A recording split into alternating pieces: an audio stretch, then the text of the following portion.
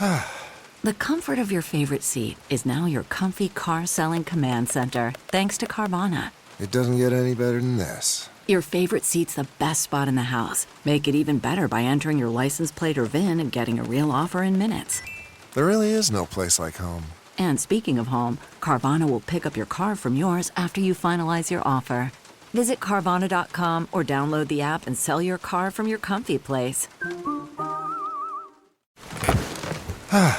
The comfort of your favorite seat is now your comfy car-selling command center, thanks to Carvana. It doesn't get any better than this. Your favorite seat's the best spot in the house. Make it even better by entering your license plate or VIN and getting a real offer in minutes. There really is no place like home. And speaking of home, Carvana will pick up your car from yours after you finalize your offer. Visit Carvana.com or download the app and sell your car from your comfy place. Broadway Is My Beat. From Times Square to Columbus Circle, the gaudiest, the most violent, the lonesomest mile in the world.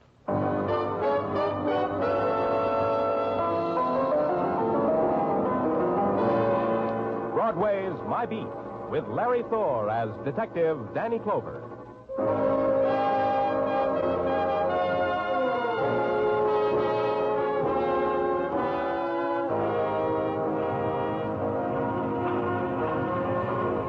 Broadway.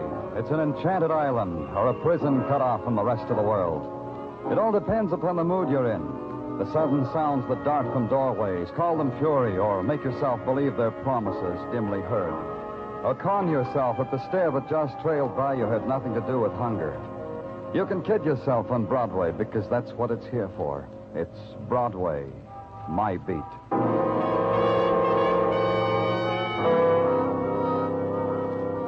To a policeman, a telephone is an instrument of mayhem. It carries the after images of violent death with the speed of sound. The telephone told me there'd been a murder. It told me just now. It told me where. It told me to climb 6 flights of steps at the Ramsey Apartments, and I'd find death waiting for me in an elevator near the head of the stairs. Right over here, Danny. Hi, Muggavan. In here, in the elevator. There he is, Danny, on the floor. Who is he? No identification. Person unknown shot to death by person unknown. Whereabouts of the shooting is a moot point. This man's too well dressed to go around without a wallet or some kind of identification. Maybe he was heisted. Who are you?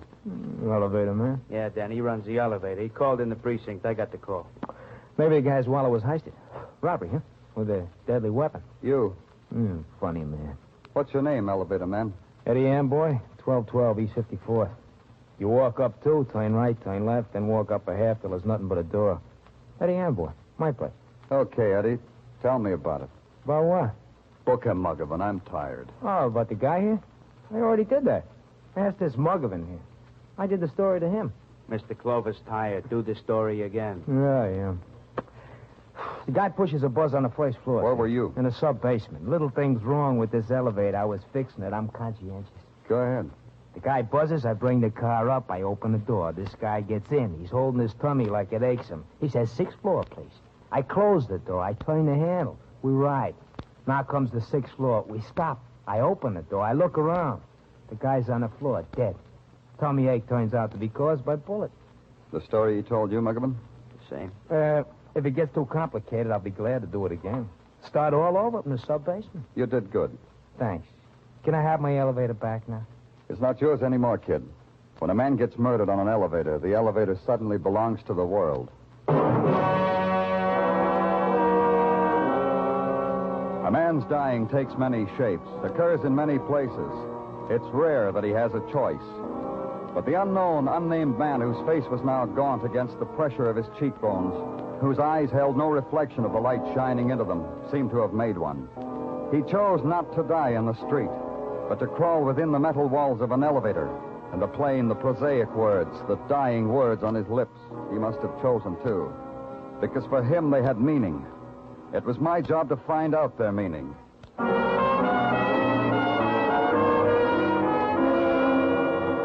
At headquarters, we put tracers out on the murdered man. Who was he? If we knew that, maybe we'd know why he had to die. And in the morning, I went back to the 6th floor he'd wanted. I had Muggavan's list of the tenants in the 3 apartments on that floor. I rang the first bell on the list. What do you want? You're Miss Conrad? What do you want? I'm from the police. Who is it, Martha? Who is it? Don't you think you'd better tell her? Martha, how dare you not answer me? Who is it? And don't tell me it's no one because I heard you whispering. Who is it, Martha? It's the police. Oh, how wonderful, the police. But isn't that the end? Show them in, Martha. No, wait, darling. First I want to paint my face. Come in. But It's all right. She's already done her face. Come in. Down this hole, please. No, don't come any closer. I want you both to stand right where you are. Especially you, policeman. You're Miss Conrad? Mary Conrad. You may call me Mary, because Mary's a grand old name. Martha. Yes. Martha, get the policeman and me something. A libation, a morning martini, anything the policeman wants. Don't go away, Martha. You afraid to be left alone with me, policeman? Miss Conrad, a man was murdered in this building last night. Murder? In this building? That's the end.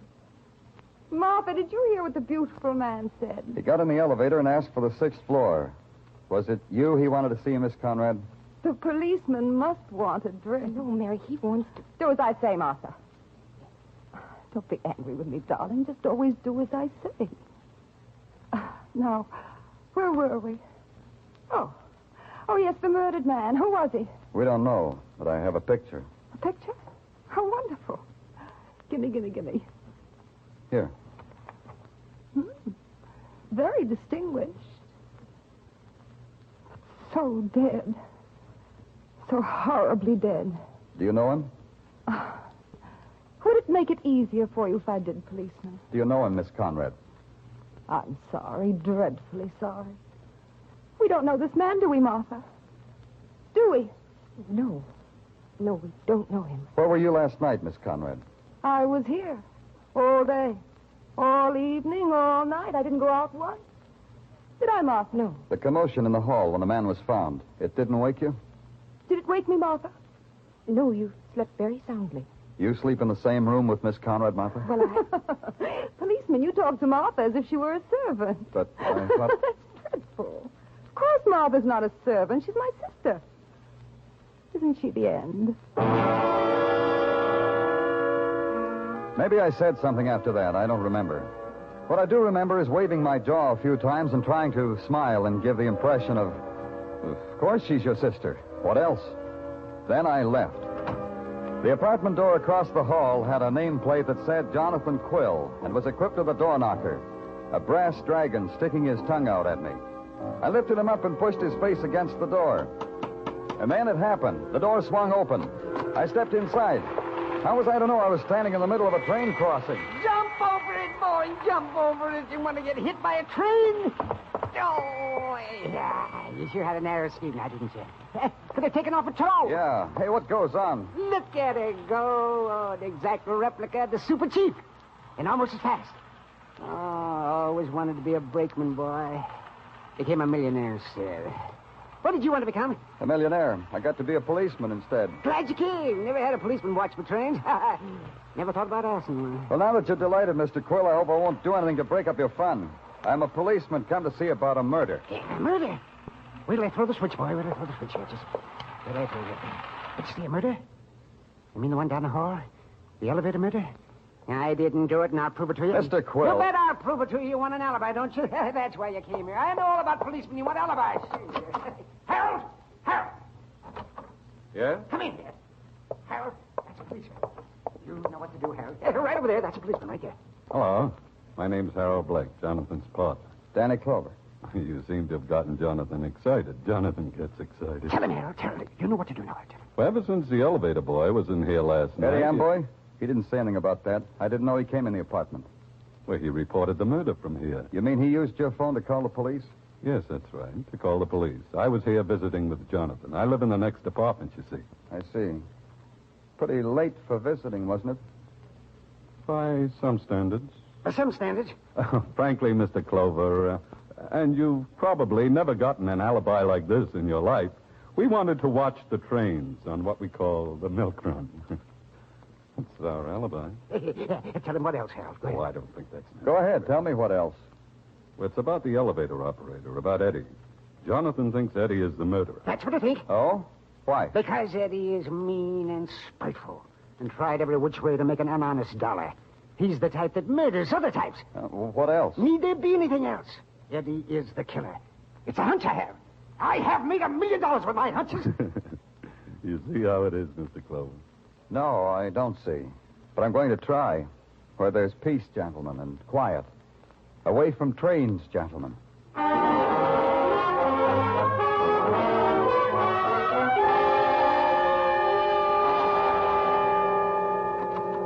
Hey, Danny, you in the mood for heap big powwow? Huh? Say that again, Tartaglia. Powwow, that's Indian talk, a throwback. Try me once more, Tartaglia. Well, a throwback to last night. Every night I play Cowboys and Indians with Mrs. Tartaglia and my 6 boys. Yeah, and I am always an Indian. Hey, you should see my teepee, Danny. Surplus army blanket. There must be a string of beads around here somewhere, Tartaglia. Go play someplace else. Danny, please, be serious. We got work to do. Oh. Well, who makes medicine first, you or me? Huh? Oh, me, Danny, me. Now, this is a very grave matter. The technical boys say the signal system on the elevator where deceased unknown was found murdered. You follow me? Mm-hmm. They say said signal system was disconnected when they went over it. So? So, what makes the mystery into a big pile is that somewhere there is a discrepancy. Like what? Like a discrepancy in time. Detective Muggovan received the murder call at his precinct at 2:55 in the a.m. He noted it down. So? So, Dr. Sinsky says, after examination of said unknown deceased, that said unknown deceased was deceased for at least 2 hours when found, which would place the time of his murder, considering the here and there of police routine, at about 1 in the morning, not at 2:55 as was called in by the elevator operator. Now, this means the boy cut off the signal system. He should not be disturbed. Danny, I ain't finished. I can't never get a word out edgewise. Danny!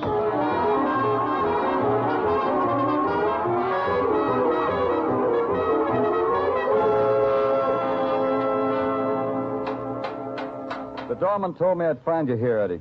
Oh, well, it's the hard detective, huh? Where else would you find this elevator boy? Bloodhound. I'll answer that. In the sub-basement, fixing this stinking elevator. Last night, Eddie. Did you have to fix the elevator before you called the police? That's a very interesting question, because I can't figure out what it means.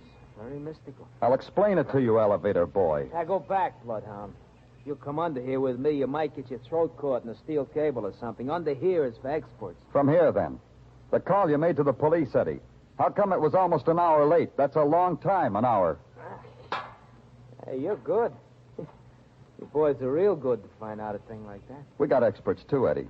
So maybe you better put your elevator away someplace and come out here and talk to me. Expert to expert. Yeah, I'll do that.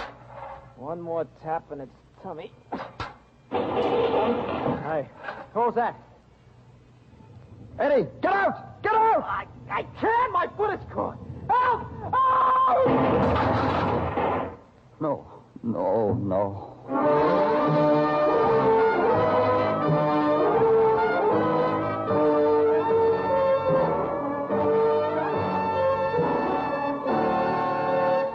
You are listening to Broadway's My Beat, written by Morton Fine and David Friedkin, and starring Larry Thor as Detective Danny Clover.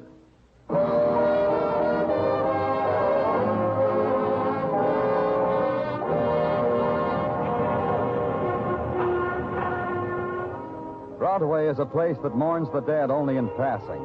The cold whisper of death winds its way through the neon chasm, and Broadway notes it, shudders, and huddles in on itself. To the murder of an anonymous man in an elevator, to the crushing out of another man's life by that same elevator, Broadway reacted true to form. It read the headlines, shrugged, and flipped them neatly into the nearest trash can. But at headquarters, it isn't that easy. Even Sergeant Tartaglia didn't think so. It ain't easy, Danny. 20 years into business, and, well, it still ain't easy. What isn't, Tartaglia? To be in a business where the product is dead bodies, where the clients are murderers.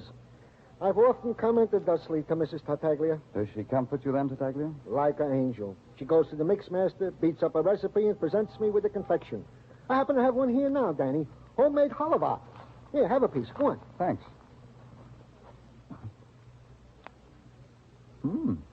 Good.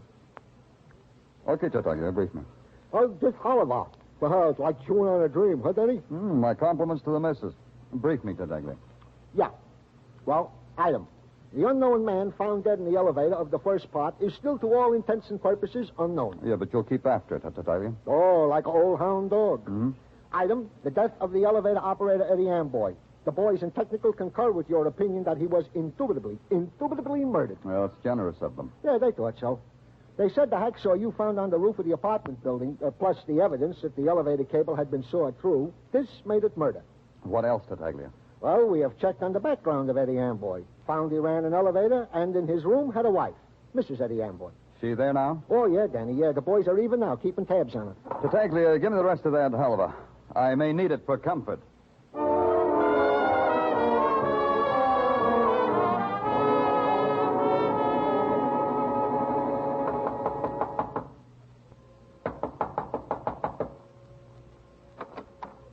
Yeah? Mrs. Amboy? Who are you? I'm from the police, Danny Clover. Well, May I come in? you're from the police.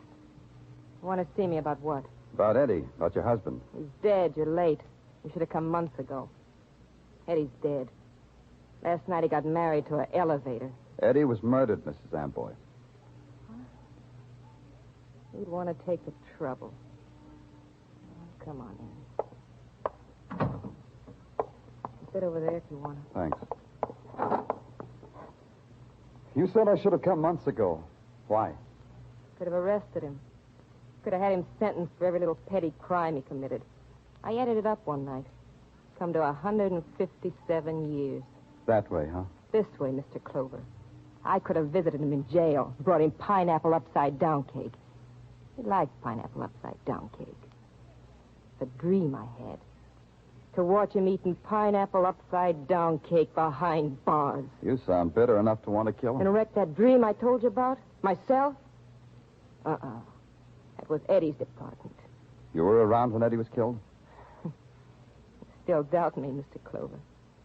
Don't doubt me. I've been on vacation, mister. To Washington, the District of Columbia, to our nation's capital. 2-day all-expense tour by bus to gawk at the White House, Lincoln's Memorial. Miss Amboy. Eddie sent me away. He had a girl. Oh. When did you get back, Mrs. Amboy? This morning. Time to read the papers.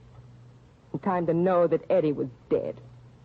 Time to come back here and sniff perfume I never had. Another woman. We'll check that. About the trip to Washington, I mean. Yes, sure. You know what I was just thinking, Mr. Clover? What? 6 years. I get my first 2-day vacation in 6 years, and it becomes a matter for the police. How long will it be before Eddie leaves me alone?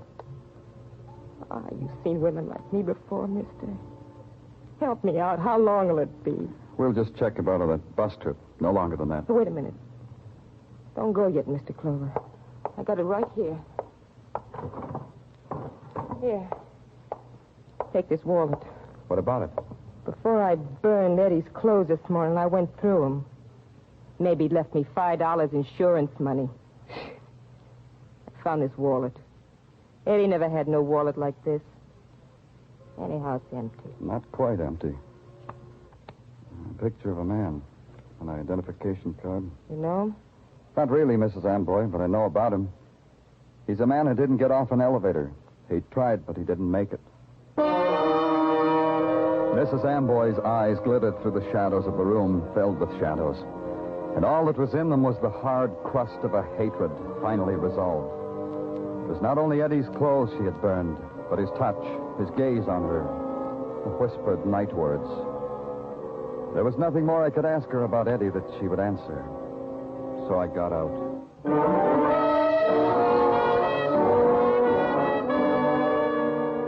The picture, the identification card, and the wallet she gave me belonged to the man who had been murdered and found in the elevator. Now I knew who he was, but I needed more than that. There was an address on the card. I went to it. Oh, well, I'm afraid you'll have to come back some other time, sir. Dr. Stafford is not in. I know that. I'm from the police. Danny Clover. And you? The attendant. I helped Dr. Stafford. We have a small hospital here. Only Dr. Stafford and myself. Police? Yes. I want to... Well, I'm afraid you'll have to take up whatever it is you want with Dr. Stafford. I'm not in a position... What is it you want, Mr. Clover? Something like this. How is it you don't seem to know that Dr. Robert Stafford is dead? He often takes trips away from here for 2 or 3 days at a time. I never could. Dead? Murdered.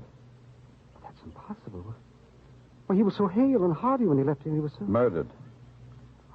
I knew it would happen someday. I knew it, and I told him so many times. Why? Why did you tell him that? Because of the nature of his profession. Dr. Stafford was a psychiatrist, a very competent one. Some of the people he treated were mad. Murderous and mad. You've only to read their records. Appalling. Where are they? What? The records, where are they? Oh, in his office in there. But you've no right. You've no right. Those are Dr. Stafford's. Please, Mr. Clover. These papers here on the desk? Are these records? Yes, Dr. Stafford was studying those the night he went away. I haven't touched them. Dr. Stafford didn't like Case anyone. history, Conrad. Doesn't make sense. I can't understand what's written here. Psychiatrist records are like that, Mr. Clover. Mr. Clover, you can't take those with you. They belong to Dr. Stafford.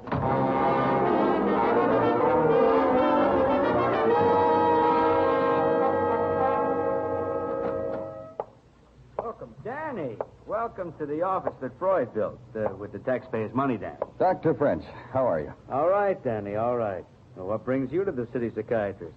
Problem? A problem. Off the record? On it, Doctor. I've got a file here.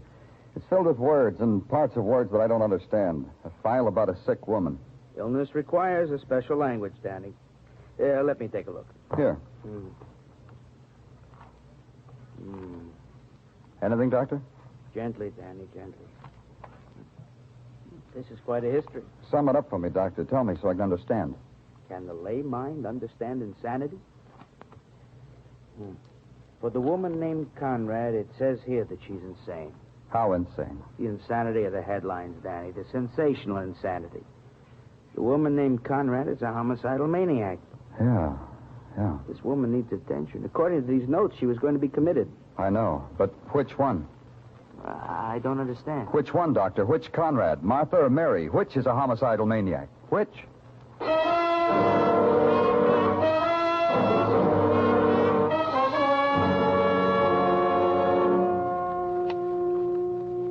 Tartaglia, get in here. Yeah, Danny, yeah. I was just in the... Hey, what are you doing with your gun, Danny? The old ammunition don't please you? Something like that. Tartaglia, I've got a thing for you to do. Always a pleasure, Danny. Tell the boys in the press room we've captured a homicidal maniac. Oh, that's nice. Huh? Hey, where, Danny? Where is he? A woman, Tartaglia. A mad woman named Conrad. Tell the reporters we're holding her for the murders of Dr. Robert Stafford and Eddie Amboy. Huh? You have spoken, Danny. But what, Tartaglia?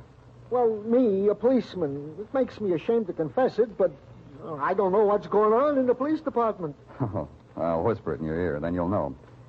Eddie Amboy. He was the key, Tartaglia. The key to what, Danny? To the murder of Dr. Robert Stafford, to his own. Because he saw the Conrad woman kill Stafford, then blackmailed her in his own special way. Eddie had special ways. Well, if I could only understand it, it would explain something. Well, it explains Eddie's delay in calling the police. He had to fix it up with the murderer, Tartaglia. It took him an hour. When he finally convinced her, he called us. He didn't know he was playing games with a mad woman. Oh, and this Conrad was the woman who sawed through the cable and thereby dropped an elevator on him? Yeah. Hey, but wait a minute, Danny. There are two Conrads, Mary and Martha. Now, don't play hard with my emotions, Danny. Which one was it, Mary or Martha? How would I know? Another thing, Tartaglia. One of the Conrad sisters is in her apartment now. I checked. Tell Muggerman not to let the other sister get to her. Under no circumstances is one sister to contact the other. You got that? Got it, Danny. Yeah, one more thing. If anyone wants me, anyone, they can reach me at home. Is it all clear now, Tartaglia?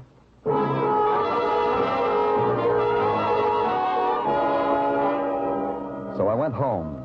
I tapped on the landlady's door, told her I was expecting visitors, told her to send them up.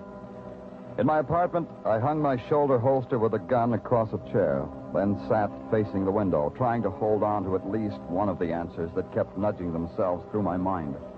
But they were fleeting and of no consequence. A murderer might come calling tonight. This was the thought that crowded out the rest of the thoughts. And then below me, captured in the pool of light spread by the street lamp, a silhouette. A woman. A woman who looked for a house number, found it, walked to the door beneath me.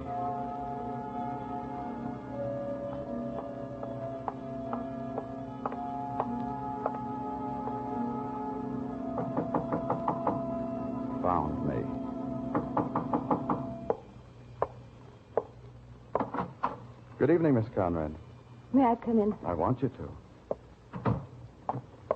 Over there, Miss Conrad. Sit down. No. No. I'd rather stand. All right. Why did you come here? What have you done with her, Mr. Clover? What have you done with my sister Martha? You've seen the newspapers. The police have her. She'll see the psychiatrist in the morning. You know that, Miss Conrad. You know she needs medical attention. I know. I know that. But you'll put her away. You'll put her away like an animal. She'll die in a cage. My sister. Your sister murdered 2 men. Yes. Yes. Why didn't you come to the police? You knew she murdered Dr. Stafford, knew about Eddie Amboy. She'll die in a cage. Crawling in a cage. Come in. Martha. Martha, what are you doing here? I don't understand. That policeman, he said... The papers said... They were holding you, Mary. I thought they'd finally caught you. Finally. Oh, Mary. Mary. It's a trick. It's a trick. Let's run. Let's get out of here. No more running. Come on. No more. You're sick. Let's go. You're sick, Mary. Huh? Don't you know that? Huh? I tried to help, but this man is killing. Oh, Mary. Don't touch me. You've turned on me. Now he knows. Now he knows, and you... I'll kill you both. Mary, put down that gun. I'll kill you.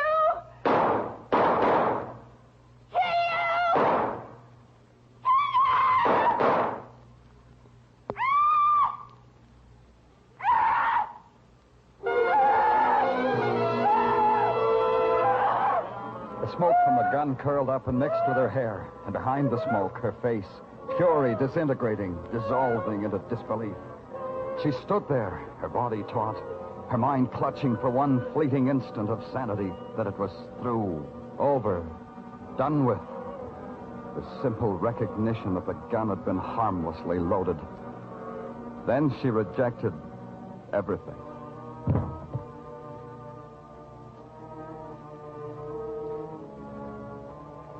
A little while later, some men came. Men who knew about these things. They picked her up and carried her away.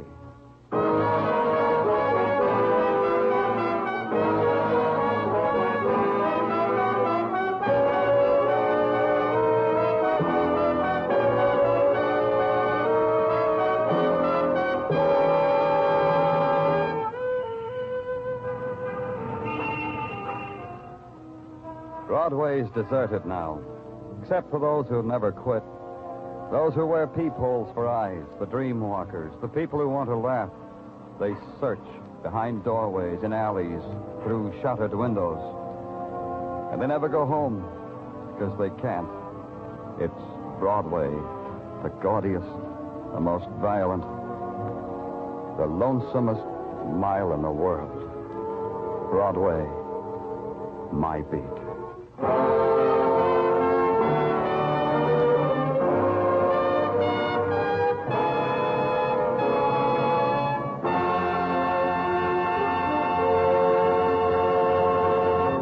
Broadway Is My Beat stars Larry Thor as Detective Danny Clover with Charles Calvert as Tartaglia.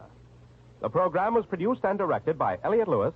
The musical score was composed and conducted by Alexander Courage.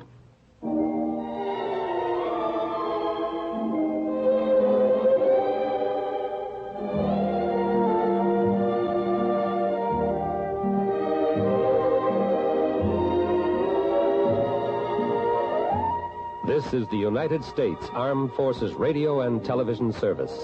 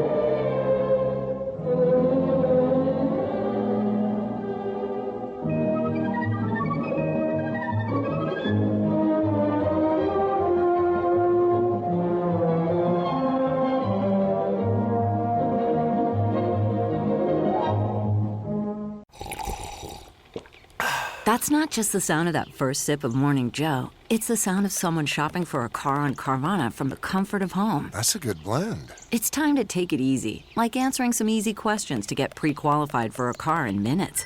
Talk about starting the morning right. Just like customizing your terms so your car fits your budget. Visit Carvana.com or download the app to experience car shopping the way it should be. Convenient, comfortable. Ah. Man, that sunset is gorgeous. Grill, patio, sunset. Hard to get better than that. Unless you're browsing Carvana's inventory while you soak it all in. Oh, burger time.